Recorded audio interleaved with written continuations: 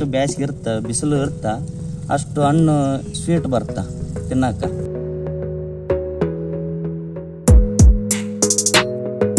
ಭಾಳ ಸಿಗೋದು ಬೇಡ, 10 ರೂಪಾಯಿ ಸಿಕ್ಕರೂ 10-12 ರೂಪಾಯಿ ಸಿಕ್ಕರೂ ಒಳ್ಳೆ ಲಾಭವಾಗಿದೆ. 30 ಟನ್ ಅಂದ್ರೂ ಒಂದು 3 ಚಿಲ್ಲರ್ ಆಗತ್ತೆ ರೀ ನಮಗೆ ಪಟ್ಟಿ, 3 ಲಕ್ಷ ಚಿಲ್ಲರ ಆಗುತ್ತೆ.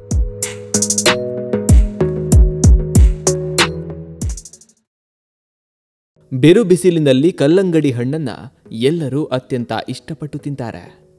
ಹಬ್ಬ ಜಾತ್ರೆಗಳು ಸೇರಿದಂತೆ ಎಲ್ಲೆಡೆ ಕಲ್ಲಂಗಡಿ ಹಣ್ಣಿಗೆ ಉತ್ತಮ ಬೇಡಿಕೆ ಇದ್ದು ಇದೊಂದು ಲಾಭದಾಯಕ ಕೃಷಿಯೂ ಹೌದು.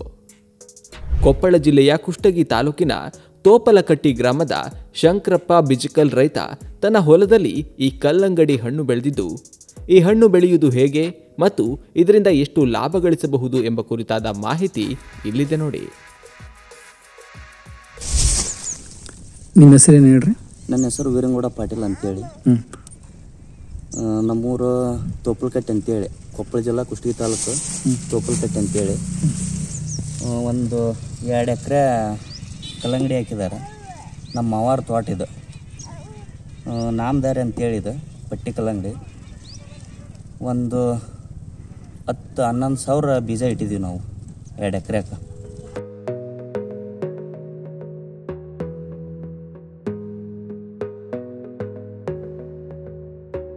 ಕಲ್ಲಂಗಡಿ ನಾವು ಯಾಕೆ ಈಗ ಟೈಮ್ನಾಗ ಬೇಸಿಗೆ ಟೈಮ್ನಾಗ ಹಾಕಿದ್ದೀವಪ್ಪ ಅಂದ್ರೆ, ಬೇಸಿಗೆ ಟೈಮ್ನಲ್ಲಿ ಯಾವುದೂ ಉಳ್ಕ್ಯದ ಪೀಕ್ ಬರೋಂಗಿಲ್ಲ, ಜಾಸ್ತಿ ಇದನ್ನು ಆಗಂಗಿಲ್ಲ.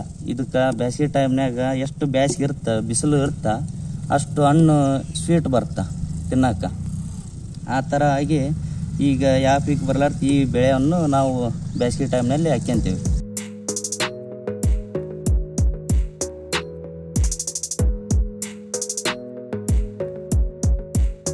ಒಳ್ಳೆ ಬೇಸಿಗೆ ಟೈಮ್ನಲ್ಲಿ ಒಳ್ಳೆ ಇಳುವರಿ ಸಿಗುತ್ತೆ ಅನ್ನೋ ಉದ್ದೇಶಕ್ಕಾಗಿ ನಾವು ಕಲ್ಲಂಗಡಿ ಚಾಯ್ಸಿಂಗ್ ಮಾಡಿರ್ತೀವಿ. ಇದು 2ರಿಂದ 2.5 ತಿಂಗಳದಾಗ ಕಟಿಂಗಿಗೆ ಬಂದುಬಿಡುತ್ತೆ ನಮ್ಗೆ ಕಲ್ಲಂಗಡಿ. ಆ ಥರ ಆಗಿ ಒಳ್ಳೆ ರೇಟ್ನೂ ಸಿಗುತ್ತೆ, ಒಳ್ಳೆ ನಮ್ಗೆ ಬೆನಿಫಿಟ್ ಇದೆ ಇದು ಬೆಳೆದ್ರಲ್ಲಿದ್ದ. ಬೇಸಿಗೆಯಲ್ಲಿ ಏನೂ ಬರೋಂಗಿಲ್ಲ, ಆದರೂ ಇದು ಬೆಳಿತೀವಿ. ಉಸುಗು ನೆಲಕ್ಕೆ ಬರ್ತಂತಂದು ಹೇಳ್ತಾರೆ ಕೆಲವೊಂದು ಕಡೆಗೆ. ನಮಗೆ ಎಲ್ಲ ಕಪ್ಪು ಭೂಮಿ, ಕೆಂಪು ನೆಲ ಆಗುತ್ತೆ, ಆದರೂ ನಾವು ಬೆಳೆದಿದ್ದೀವಿ ಇದನ್ನು ಕಲ್ಲಂಗಡಿನ. ಸುಮಾರು 2 ಎಕರೆದಲ್ಲಿ ನಾವು ಒಂದು 25ರಿಂದ 30 ಟನ್ ತನಕ ಸಿಗುತ್ತೆ ನಮಗೆ ಮಾಲು. ಈಗ ಕನಿಷ್ಠ ಮಾರ್ಕೆಟ್ನಲ್ಲಿ ನಮಗೆ ಭಾಳ ಸಿಗೋದು ಬೇಡ, 10 ರೂಪಾಯಿ ಸಿಕ್ಕರೂ 10-12 ರೂಪಾಯಿ ಸಿಕ್ಕರೂ ಒಳ್ಳೆ ಲಾಭವಾಗಿದೆ ನಮಗೆ. ಇನ್ನೊಂದು ಏನಪ್ಪ ಅಂದ್ರೆ, ಮಾರ್ಕೆಟ್ ನಾವು ಅಲ್ಲಿ ಇಲ್ಲಿ ಹೋಗೋಂಥದ್ದಿಲ್ಲ, ನಾವು ಇಲ್ಲೇ ಇದ್ದಲ್ಲೇ ಬಂದು ಖರೀದಿ ಮಾಡ್ತಾರೆ ನಮಗೆ ವ್ಯಾಪಾರದಸ್ಥರು. ಇಲ್ಲೇ ಇದ್ದಲ್ಲೇ ಬಂದು ಕಟಿಂಗ್ ಮಾಡ್ಕೊಂಡು ನಮ್ಗೆ ಇಲ್ಲೇ ಏನಿದ್ರು ಕ್ಯಾಶ್ ಪೇಮೆಂಟ್ ಇದು, ನಾವು ಅವರಿಂದ ಹೋಗ್ಬೇಕು ಬಿಡ್ಬೇಕು ಅನ್ನೋದು ಏನಿಲ್ಲ. ಆ ಥರ ಆಗಿ ನಾವು ಇದನ್ನು ಕಲ್ಲಂಗಡಿ ಬೆಳೆಯೋಕ್ಕಂತೇಳಿ ನಾವು ಯಾರಿಗಾದರೂ ಹೇಳ್ತೀವಿ, ಕಲ್ಲಂಗಡಿ ಬೇಸಿಗೆ ಟೈಮ್ನಾಗ ಕಲ್ಲಂಗಡಿ ಬೆಳೆದ್ರೆ ಒಳ್ಳೆ ರೇಟ್ ಸಿಗುತ್ತಂತಂದು ಹೇಳ್ತೀವಿ ನಾವು.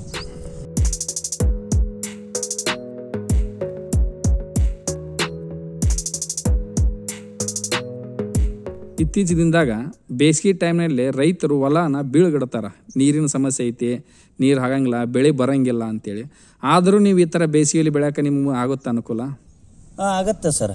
ಇದು ಯಾಕಪ್ಪ ಅಂದ್ರೆ ಬೇಸಿಗೆಯಲ್ಲಿ ಬದ್ಲಿ ಪೀಕ್ ಹಾಕಂಗೆ ಏನಿಲ್ಲ, ಖಾಲಿ ಬಿಡ್ತೀವಿ ನಾವು ಹೊಲನ. ಬೇಸಿಗೆಯಲ್ಲಿ ಮಳೆಗಾಲ ತನ ಖಾಲಿ ಬಿಡೋ ಬದ್ಲಿ ನಾವು ಇದೊಂದು ಕಲ್ಲಂಗಡಿ ಚಾಯ್ಸಿಂಗ್ ಮಾಡ್ಕೊಂಡಿವಿ. ನೀರು ಕಡಿಮೆ ಆಗ್ತಾವ ಅಂತಂದು ಹೇಳ್ತಾರೆ. ಬೇಸಿಗೆಯಲ್ಲಿ ನೀರು ಸ್ವಲ್ಪ ಇದ್ರೂ ಮೇಂಟೈನ್ ಮಾಡ್ಕೋಬಹುದು, ಇದನ್ನ ಬೆಳಿಬಹುದು. ಬೇಸಿಗೆ ಟೈಮ್ನಲ್ಲಿ ನೀರು ಕಡಿಮೆ ಇದ್ರೂ ಬೆಳಿಬಹುದು. ಎಷ್ಟು ತಿಂಗಳು ಬೆಳೆ ಆಗತ್ತೆ ಇದು? ಇದು 2.5 ತಿಂಗಳದಾಗ ಕಟಿಂಗ್ ಆಗಿ ಬಿಡುತ್ತೆ ಇದು, ಪೀಕ್ ಬರುತ್ತೆ. ಪೀಕ್ ಬಂದ್ಬಿಡುತ್ತೆ ಸರ್. ಈಗ ನೀವು ಖರ್ಚು ಮಾಡಿದ್ದು ಎಷ್ಟು?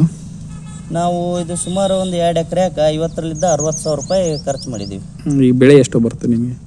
ಬೆಳೆ ಈಗ ನಮಗೆ ಮಿನಿಮಮ್ 10-11 ರೂಪಾಯಿ ರೇಟ್ ಸಿಕ್ಕರೂ ಒಂದು 30 ಟನ್ ಮಾಲ್ ಇದೆ ನಮ್ಮ ಹೊಲದಲ್ಲಿ. ಇದು 30 ಟನ್ ಅಂದ್ರೂ ಒಂದು 3 ಚಿಲ್ಲರ್ ಆಗತ್ತೆ ರೀ ನಮಗೆ ಪಟ್ಟಿ, 3 ಲಕ್ಷ ಚಿಲ್ಲರ ಆಗುತ್ತೆ. 3.5 ಲಕ್ಷ ತನಕ ಬರುತ್ತೆ.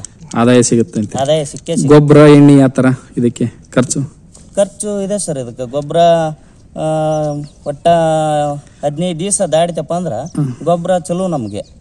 ನಾವು ಯಾವ ಟೈಮಿಗೆ ಯಾವ ಗೊಬ್ಬರ ಕೊಡ್ಬೇಕು, ಯಾವ ಗೊಬ್ಬರ ಇಲ್ಲ, ಎಲ್ಲನೂ ನಾವು ಒಂದು ಸ್ವಲ್ಪ ತಿಳ್ಕೊಂತನ ಮಾಡ್ಕೋಬೇಕು ಇದನ್ನ. ನೀರು ಕಮ್ಮಿ ಇದ್ರೂ ಬರುತ್ತಾ ಇದು? ಬೆಳಿಬೋದಾ ಬೆಳೆ? ಬೆಳಿಬೋದು ಸರ. ಅತಿ ಪೂರ ಕಡಿಮೆ ಇದ್ರೂ ಸ್ವಲ್ಪ ಕಷ್ಟ. ನೀರು ನೋಡ್ಕೊಂಡು ನಮ್ಗೆ ಎಷ್ಟು ನಿಗತ್ತೆ ಅಷ್ಟು ಹಾಕ್ಯಬೇಕು. ಅಷ್ಟು ಹಾಕ್ಯಬೇಕಾ? ನೀವು ಬೆಳೆ ಎಲ್ಲಿ ಕಳಿಸ್ತೀವಿ? ಮಾರ್ಕೆಟಿಗೆ ಹೆಂಗೆ ಮಾಡ್ತೀವಿ ಸಪ್ಲೈ? ಮಾರ್ಕೆಟಿಗೆ ನಮಗೆ ಇಲ್ಲೇ ಬೆಂಗಳೂರವ್ರು ಬರ್ತಾರ, ಈ ಕಡೆ ಬಾಗಲಕೋಟೆಯವ್ರು ಬರ್ತಾರ, ಆನಂತರ ಚಿನ್ನೂರು, ಇಲ್ಲೇ ಲೋಕಲ್ಲಾರು ಕೇಳ್ತಾರ. ಲೋಕಲ್ಲಾರು ಕೇಳಿದ್ರೆ ಈಗ ನಮಗೆ 2 ಟನ್ನು 3 ಟನ್ನು ಕೊಡಾಕ ಕಷ್ಟ ಆಗತ್ತ. ಏನಿದ್ರು 6 ಗಂಟೆ ಆದ್ರನ ಹೋದ್ರ ನಮ್ಗೆ ಒಂದು ಸ್ವಲ್ಪ ಲಾಭ.